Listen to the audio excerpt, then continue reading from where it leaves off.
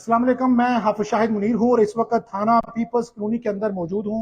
रात यहाँ पर एक नौजवान थाने के अंदर उसकी लाश मिली जिसका नाम आबद था।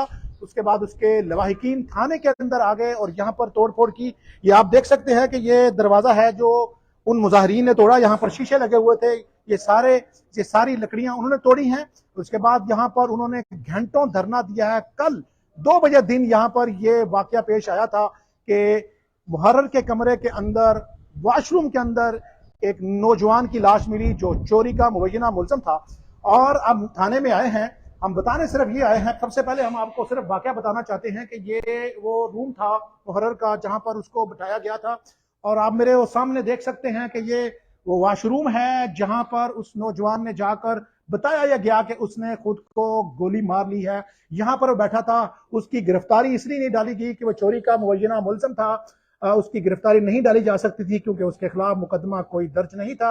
और यहीं से उसने नायब मुहर्रर सलमान के दराज से, ये जो यहाँ पर आप देख सकते हैं, यहाँ पर किसी एक दराज से उसने पिस्टल निकाला है मुहर्रर के कमरे से। और जो पुलिस की स्टोरी है, पुलिस की कहानी है जो बताई गई, और वो नौजवान उस वॉशरूम में चला गया और वहां पर जाके उसने खुद को यहाँ पर रखकर गोली मार ली, जो पुलिस ने कहानी बताई। लेकिन उसके लवाहिकीन जब यहाँ पर आए उसके बाद वो एहतजाज हुआ। एहतजाज के बाद उनकी बात सुन ली गई और उसके एक भाई, उसका भाई एक ख्वाजा सरा था, ख्वाजा सरा ने बाकी ख्वाजा सराओं को यहाँ पर बुला लिया। जिसके बाद यहाँ पर एहतजाज का सिलसिला शुरू हो गया और यहाँ पर सीपीओ गुजरांवाला ने एक्शन लिया और एक एसएचओ के खिलाफ मकतूल आबद के भाई साजिद की मुद्दत के अंदर एक मुकदमा दर्ज किया गया। और हमें बताया गया, रात को पुलिस के सीनियर अफसरान ने बताया कि एसएचओ को गिरफ्तार कर लिया गया है। वो हवालात में बंद है, लेकिन आप हवालात में देख सकते हैं।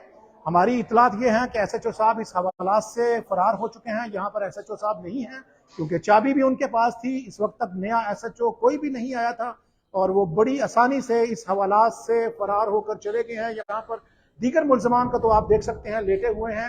क्या आप में एसएचओ सफदर अता भट्टी है यहाँ पे अंदर? एसएचओ साहब किधर हैं? आपके पास इधर थे कमरे में रात को? किधर सोए थे वो? जगह बताएं, किधर जगह थे आप बताएं जी। अच्छा, जगह एक कर लें। ये हवालाती बता रहे हैं कि एसएचओ साहब यहाँ पर, हवालात को पीछे हट जाए, छोड़ दें इसको। हवालात में थे एसएचओ साहब, चूंकि नया एसएचओ नहीं आया था। ये एसएचओ साहब का कमरा है। यहाँ पर नए एसएचओ साहब कोई नहीं आए थे, जिसकी वजह से वो बड़ी आसानी से, चाबी भी हवालात की उनके पास थी। सच्ची बात यह है कि वो हवालात में बंद ही नहीं रहे, उनको किसी कमरे में रखा गया। और अब जब हम आए हैं तो हमें बताया गया कि एसएचओ साहब को पेश करने के लिए ले जाया गया है, लेकिन सीनियर पुलिस अफसरान ने तस्दीक कर दी है कि जब उनको ले जाया गया तो वो फरार हो गए। लेकिन हकीकत कहानी ये है कि यहाँ से उन्होंने, क्योंकि थाने का मुहर्रर कोई नहीं है, थाने के अंदर इंतजामिया कोई नहीं है, कोई ऐसा जिम्मेदार शख्स नहीं है जो इस बात की तस्दीक कर सकता या उसको उसकी कस्टडी की जिम्मेदारी बनता। सीनियर अफसरान ने उनकी गिरफ्तारी डाली और उसके बाद वो चले गए, उनको हवालात में रख दिया गया। लेकिन उसके बाद हम इनसे बात इसलिए नहीं करना चाहते, ये सारे मताहत अमला है, ये परेशान होते हैं, कहते हैं हमसे बात ना की जाए। लेकिन हकायक हम आपको बता रहे हैं एक्सक्लूसिवली कि एसएचओ सफदर अता भट्टी, जो कल तक यहाँ पर एसएचओ थे, रात को उनके खिलाफ कत्ल का मुकदमा दर्ज हुआ। और अब वो इस थाने से बड़ी मायूस कुन बात है कि जो नौजवान कल मरा था उसके लिए कहा गया कि उसने खुदकुशी की है, उसकी खुदकुशी थी। लेकिन एसएचओ की फरारी ने यह बात मशकूक कर दी है कि ये वाकया और ये कहानी किसी और तरफ जा रही है। कल बताया गया कि वो नशे का आदी मुल्ज़िम है और वो आइस लेता है। डेस्परेशन में, मायूसी के आलम में उसने एक नायब मुहर्रर का रिवॉल्वर चुराया और हवाला जाकर वॉशरूम में जाकर खुदकुशी कर ली। लेकिन मुकदमा कत्ल का दर्ज हुआ, पुलिस ही ने इंक्वायरी करनी थी। नियाज अहमद खान यहाँ पर जो इंस्पेक्टर थे इन्वेस्टिगेशन के, उनको यहाँ की तफ्तीश दी गई थी एसएचओ की। अब वो भी यहाँ पर नहीं है, यहाँ के डीएसपी साहब भी नहीं है, पुलिस का कोई जिम्मेदार बंदा यहाँ पर मौजूद नहीं है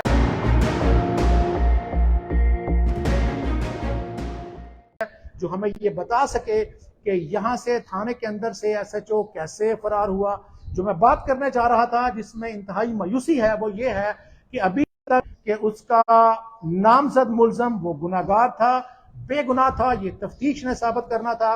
लेकिन वो फरार हो चुका है। हम आपको तस्दीक कर रहे हैं कि इस थाने के साबिक SHO जो रात को इस कत्ल के मुकदमे के मुलजिम बने, अब इस थाने के अंदर हमने आपको तमाम कमरों में हवालात में दिखा दिया है। यहाँ से कहानी ये सुनाई गई कि उनको पेश करने के लिए ले जाया गया, लेकिन हमारे जराए इस बात की तस्दीक कर रहे हैं कि वो चाबी भी उनके पास थी, इख्तियार भी उनके पास था, मुहर्रर भी यहाँ पे कोई नहीं था, कोई जिम्मेदार बंदा नहीं था। रात को उसकी गिरफ्तारी के बाद उसको हवालात में बंद ही नहीं किया गया, क्योंकि अगर उन्होंने बंद किया है तो इसके मनाजिर मीडिया को दिखाने चाहिए, CCTV तो कि तमाम हवालातों में कैमरे लगे होते हैं, इसके मनाजर हमें दिखाना चाहिए और हमें बताना चाहिए कि ये सारा वाकया कैसे हुआ। लेकिन चूंकि वो हवालात में थे ही नहीं, इसलिए उनको फरार होने में कोई दिक्कत नहीं थी, चाबी उनके पास थी, उन्होंने अपनी गाड़ी निकाली और चले गए और हमें बताया गया कि वो पेशी पर गए हैं।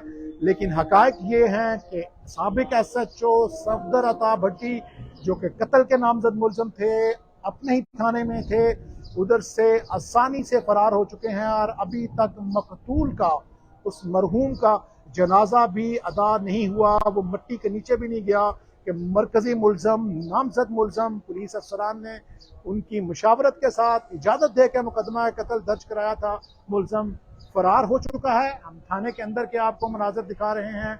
ये पुलिस की एक वैन खड़ी है, यहाँ पर थाने के अंदर कोई जिम्मेदार बंदा नहीं है जिससे हम बात करें और हकायक सामने ला सकें। हम आपको सिर्फ ये बता रहे हैं कि SHO साहब यहाँ से फरार हो चुके हैं, कोई बंदा बात करने को तैयार नहीं है। अब अगर उस फैमिली को पता चलेगा कि उनका नामजद मुलजिम था, जिनको हमने कल तरह तरह के सवाल किए कि आपका बंदा नशे का मुलजिम था, आपके बंदे ने खुद गोली मारी है, लेकिन अगर SHO फरार हो जाएगा, केस का मुकाबला नहीं करेंगे, मुकदमे को फेस नहीं करेंगे, तो फिर मुद्दई पार्टी, मजलूम पार्टी, मकतूल पार्टी हक बजानिब है कि इसके ऊपर दोबारा एहतजाज करे और शिकवा करे कि उनके बेटे के कातिल को किसने फरार करवाया है। अब इससे ज्यादा क्या सजा हो सकती है? यहाँ पर हम थाने से बाहर निकल रहे हैं, अब इससे ज्यादा क्या सजा हो सकती है कि जो नामजद मुलजिम है, SHO है, वो गिरफ्तार था और वो फरार हो चुका है, वो खुद मुकदमे का फेस करने को तैयार नहीं है, तो फिर आम आदमी का क्या बनेगा? अगर थाने से इसी तरह मुलजिम भागते रहेंगे, भागने वाला भी अगर SHO होगा तो भाग जाएगा। पुलिस की एक वैन आई है, मुझे माइक दे दो,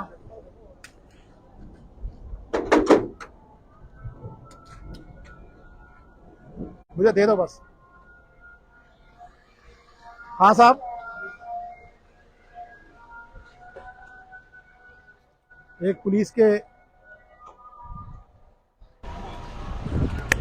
हाँ सर, आप थाने का चार्ज आपके पास आया? नहीं, आप क्यों आए हैं? हाँ सर, जरा हम देखने आए उसको मॉडल को। SHO साहब तो फरार हो गए हैं जो गिरफ्तार थे रात। अच्छा, कब? SHO साहब कब फरार हुए? आज ही फरार हुए हैं। हाँ सर, आपको नहीं पता? हाँ सर, कोई आपको काम काम चार्ज दिया गया है? वैसे मैं वैसे ही आया